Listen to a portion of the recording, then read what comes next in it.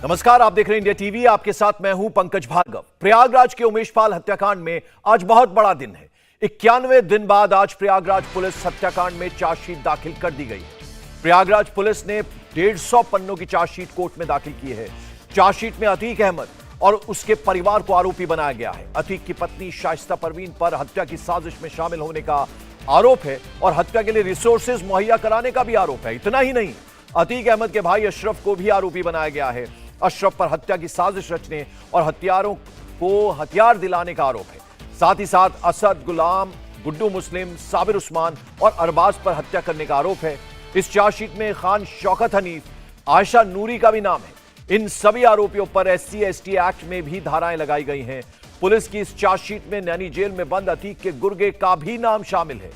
इसके अलावा इस केस में गिरफ्तार नियाज अहमद, राकेश लाला, अरशद कटरा और अखलाक समेत अतीक के कई गुर्गों को पुलिस ने आरोपी बनाया है। अतुल भाटिया हमारे सहयोगी इस वक्त हमारे साथ जुड़ रहे हैं। अतुल, ये जो 150 पन्नों की चार्जशीट दाखिल की गई है, इसमें जो बातें मैंने बताई, इनके अलावा और क्या क्या बातें हैं? पंकज, देखिए, सबसे इंपॉर्टेंट यहां पर यह बात है कि इस पूरी जो चार्जशीट फाइल हुई है, इसमें जो एक्यूज अरेस्ट किए गए हैं वो काफी कम है।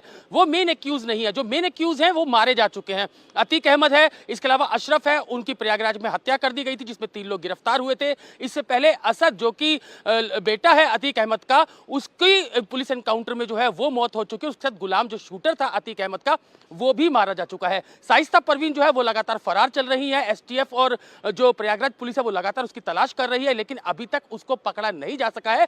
जबकि पुलिस ने अपनी चार्जशीट के अंदर यह लिखा है कि शाइस्ता परवीन ही अतीक अहमद के जब गिरफ्तार किया गया था उसके बाद से ही वो पूरे गैंग को चला रही थी, ऑपरेट कर रही थी। और जो उमेशपाल हत्याकांड है उसमें भी पूरा लॉजिस्टिक सपोर्ट जो है वो शाइस्ता परवीन ने दिया था। इसके अलावा बमबाज गुड्डू जो मुस्लिम है वो भी अभी फरार चल रहा है। आपको याद होगा STF जगह जगह उसके लिए रेड्स कर रही है, लेकिन अभी तक गुड्डू मुस्लिम को गिरफ्तार नहीं किया जा चुका है। तो जो मेन एक्यूज जो पूरी कॉन्स्पिरेसी के अंदर शामिल थे, उनकी या तो हत्या हो चुकी है या फिर पुलिस एनकाउंटर में वो लोग मारे जा चुके हैं। उसके अलावा शाइस्ता परवीन और गुड्डू मुस्लिम जो है वो अभी फरार है। सौलत हनीफ, जो कि वकील रहे हैं अतीक अहमद के, वो अभी जेल के अंदर बंद है और उनको भी प्रयागराज पुलिस ने उमेशपाल हत्याकांड के अंदर गिरफ्तार कर लिया। तो उनके पास से मोबाइल फोन और हथियार भी जो है वो उनके घर से बरामद किए गए थे। तो पूरी तफ्तीश जो 90 दिन के अंदर प्रयागराज पुलिस ने की है, STF ने की है, वो एक एक ब्यौरा जो है वो इस चार्जशीट के अंदर दिया गया है। कैसे ये हत्या की गई, कैसे उमेशपाल, जो कि मुख्य गवाह थे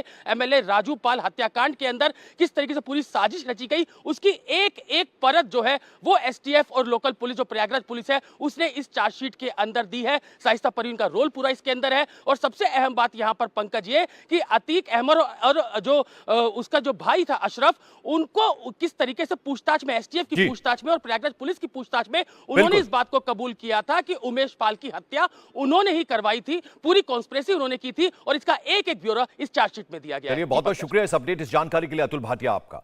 तो उमेश मर्डर की चार्जशीट आ गई है 150 पन्नों की। इसी मर्डर ने अतीक एंड फैमिली को मिट्टी में मिला दिया। इस मर्डर में बेगम का क्या रोल फिक्स था, बहन बेटे को अतीक ने क्या काम दिया, इस पर हमारी यह खास रिपोर्ट देखिए। 24 फरवरी 2023 उमेशपाल की दिन दहाड़े हत्या।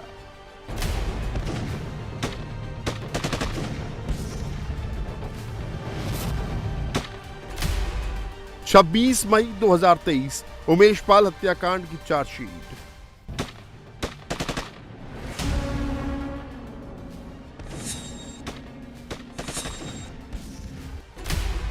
इक्यानवे दिन पहले जिस हत्याकांड से पूरा यूपी दहल उठा था,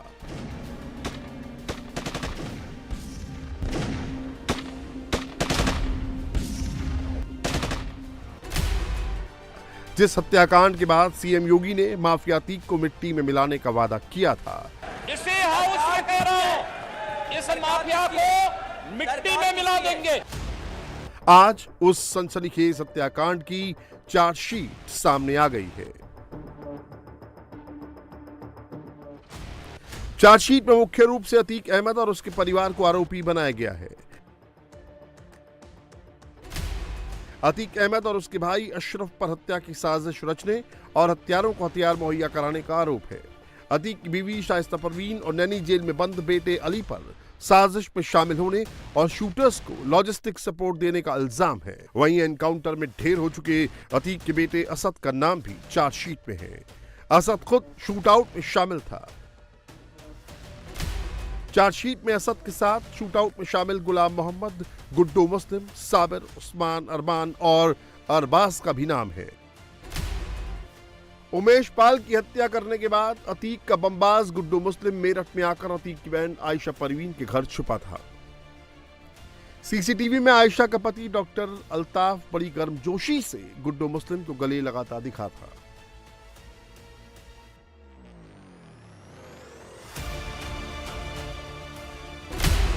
पुलिस आयशा के पति डॉक्टर अल्ताफ को गिरफ्तार करके जेल भेज चुकी है, जबकि आयशा परवीन अपनी भाभी शाइस्ता के साथ अंडरग्राउंड है। पुलिस की चार्जशीट में अतीक की बहन और उसके शौहर का नाम भी शामिल है। आयशा नूरी और डॉक्टर अल्ताफ पर हत्यारों को पनाह देने, सबूत छुपाने और फरार होने में मदद करने का आरोप है। ये वही आयशा नूरी है जो उमेश पाल हत्याकांड के बाद मीडिया के सामने आकर शाइस्ता और अतीक की बेगुनाही का सबूत देती फिर रही थी। हमारी भाभी को फंसाया गया कि साजिश में थी। आप लोग जाके देख सकते हैं भाइयों, उनके घर का एक बाहर का रास्ता है, जीना, एक बाहर का जीना है जिससे उनके बच्चों को पढ़ाने के लिए ट्यूटर जाया करते थे और बच्चों के दोस्त जाया करते थे। हमारी भाभी को अंदर रहती थी या कैंपेन में चली जाती थी नीचे, और ऊपर की जीना अलग है, बाहर से एक है, एक अंदर से है। तो मेरी भाभी को नहीं पता होता था कि मेरे बच्चों के पास कौन दोस्त है आ रहे हैं, शाइस्ता परवीन को। और उनको इस साजिश में, आप लोग बताइए, कोई महिला, घरेलू महिला साजिश में होती है किसी कांड में, वो भी इतने बड़े चर्चित कांड में। लेकिन जैसे जैसे पुलिस की जांच आगे बढ़ी, वैसे वैसे अतीक की लेडी गैंग की कलई खुलती गई। उमेश हत्याकांड में शाइस्ता का पूरा रोल सामने आ गया।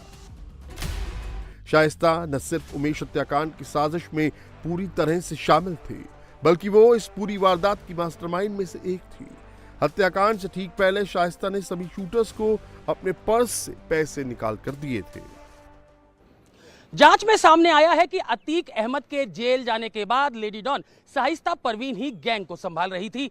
उमेश पाल हत्याकांड में शाइस्ता परवीन का नाम आने के बाद वो अंडरग्राउंड हो गई।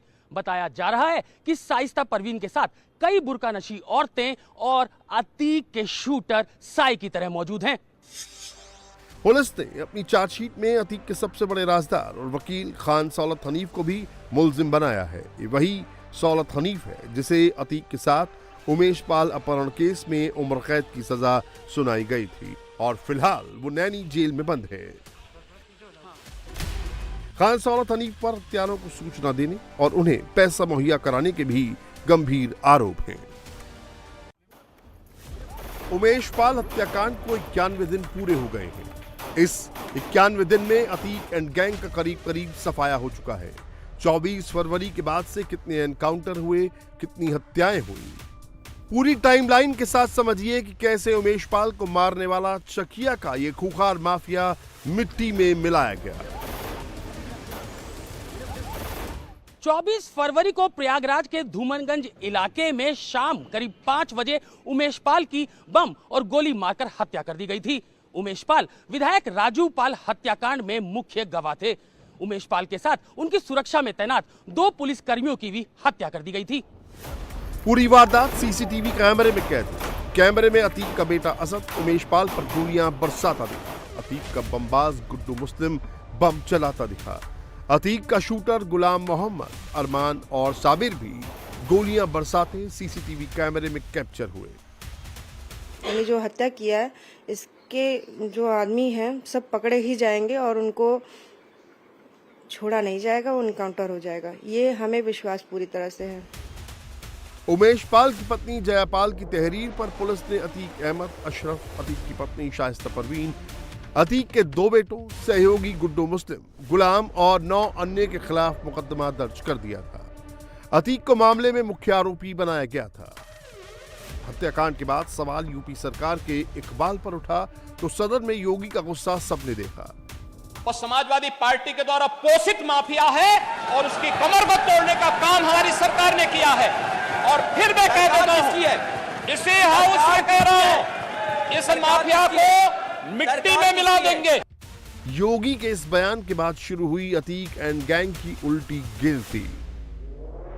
उमेश पाल की हत्या के 3 दिन बाद 27 फरवरी को पुलिस ने पहले आरोपी अरबाज को एनकाउंटर में ढेर कर दिया। अरबाज पर आरोप था कि वो हत्यारों की गाड़ी चला रहा था। एक हफ्ते के अंदर पुलिस ने शूटर उस्मान को भी मुठभेड़ में मार गिराया। एक तरफ जहां यूपी एसटीएफ अतीक के शूटरों की धरपकड़ में जुटी थी, तो दूसरी तरफ उमेश पाल हत्याकांड में शामिल आरोपियों की प्रॉपर्टी पर योगी का बुलडोजर भी गरज रहा था। इसी बीच 13 अप्रैल को वो खबर आई जिसने अतीक की कमर तोड़ दी। हत्याकांड के 49वें दिन यूपी एसटीएफ ने झांसी के पारीछा डैम के पास अतीक के बेटे असद और शूटर गुलाम मोहम्मद को एनकाउंटर में ढेर कर दिया।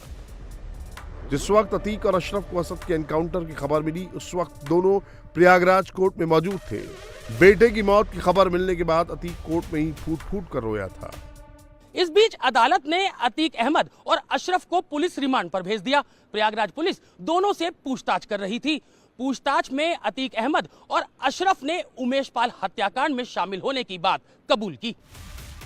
पुलिस की पूछताछ में अतीक और अशरफ एक के बाद एक खुलासे कर रहे थे। इस बीच 15 अप्रैल की रात करीब 10:30 बजे पुलिस दोनों को मेडिकल चेकअप के लिए कॉल्विन अस्पताल लाई, जहां 3 शूटर्स ने अतीक और अशरफ की गोली मारकर हत्या कर दी।